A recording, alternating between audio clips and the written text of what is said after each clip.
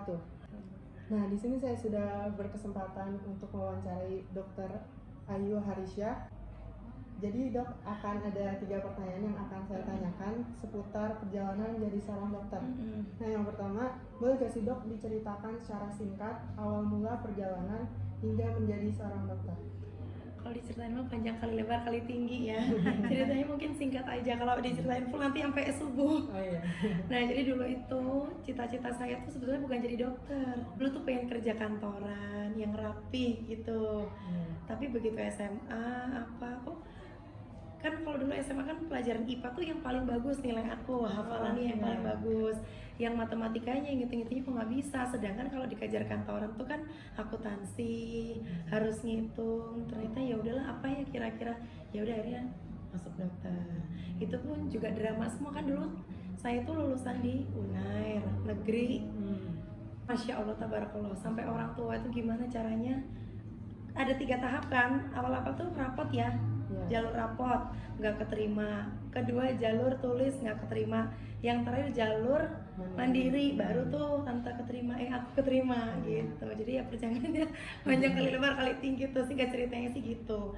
Dulu bukan cita-cita utama, tapi akhirnya terpaksa yang nggak, pokoknya kuliah yang nggak ngitung, yang hafalan aja karena nggak bisa ngitung gitu. Susah banget pelajaran matematika dulu gitu.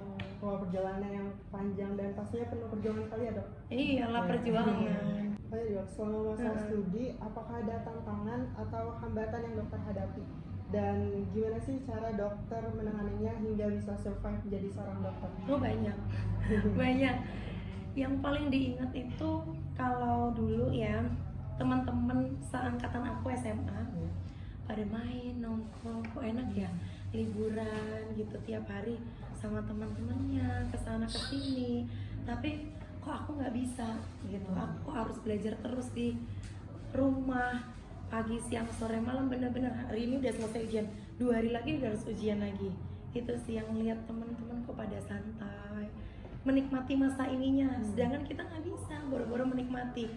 Ya dulu tuh ujian kalau nggak remedi kan nggak mungkin ngulang lagi, karena kalau ngulang lagi bayar SPP lagi, balik lagi tuh, nggak mungkin ngulang. Mau nggak mau gimana caranya nggak bisa ngulang supaya nggak bayar lagi gitu. Jadi ya benar-benar perjuangan sih, belajar tiap hari. Jadi gini nih, buku ya ditulis detail, dihafalin sampai ini lagi. Jadi ngafalinnya sih yang ini, sama biaya ya.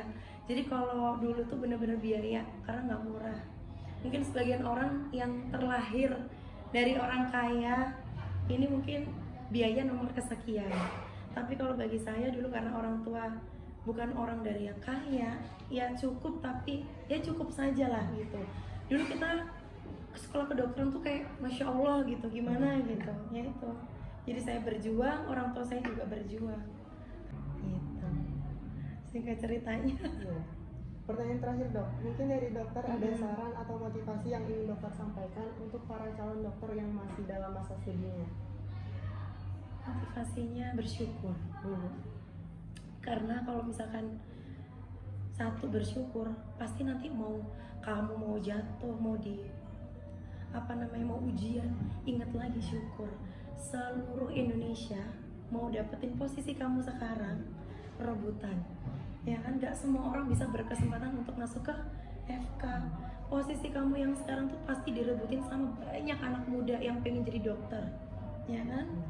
Semua orang tua saya yakin pengen anaknya jadi dokter, bener nggak? Ya kan, banyak kan? Nah, kamu ingat bersyukur, udah motivasinya aja bersyukur, nggak usah harus jadi ini, udah bersyukur. Dengan bersyukur, yang lainnya mengikuti. Kamu rajin, kamu nggak ngeluh, mau ditimpa kayak gimana pun kamu nggak akan ngeluh karena balik lagi bersyukur.